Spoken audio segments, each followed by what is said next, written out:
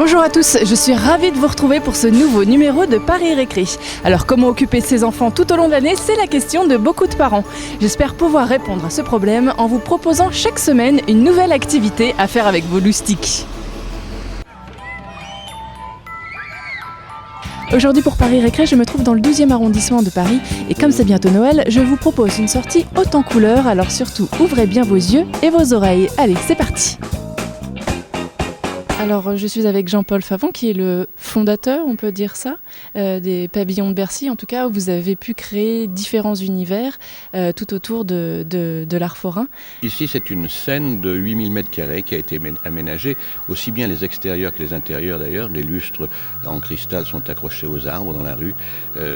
Les choses ne sont pas à leur place. Il faut casser les références des visiteurs de manière à ce qu'ils oublient leur quotidien, leurs raisons et qu'ils passent sur la partie droite de leur cerveau qui les emmène dans le rêve.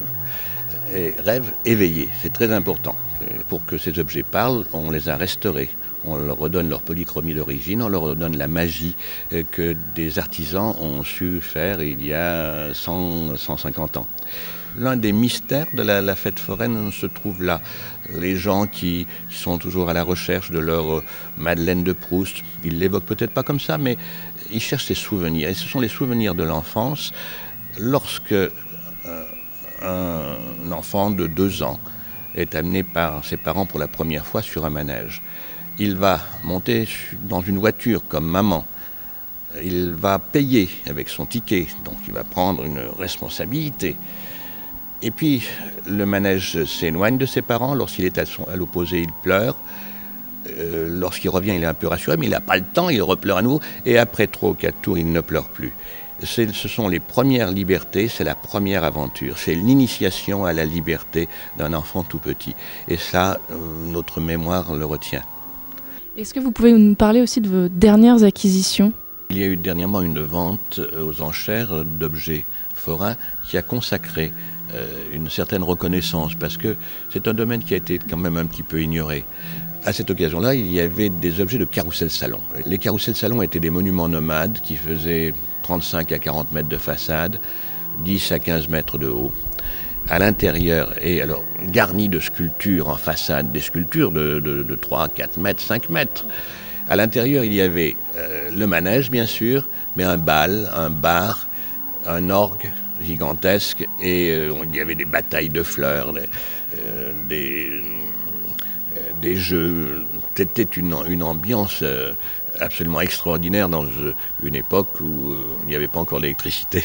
Ce sont comme des dinosaures, et on ne sait pas pourquoi ils ont disparu.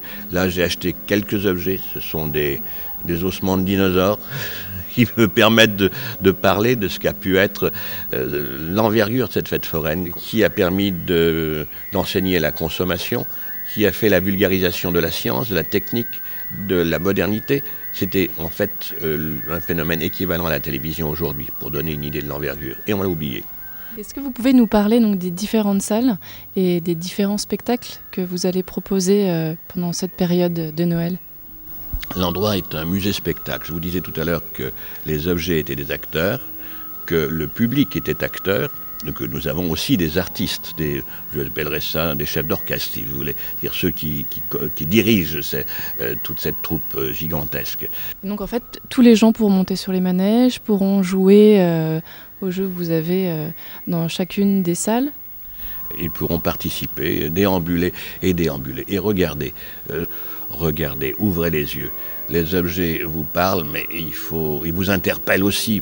Il y a énormément d'objets, tous sont authentiques, tous ont leur histoire à raconter. Il n'y a pas que des manèges, ce n'est pas qu'un parc d'attractions.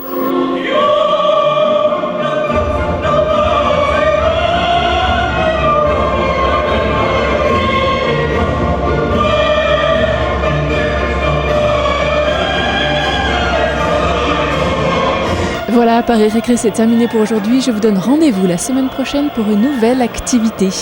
Allez, bisous.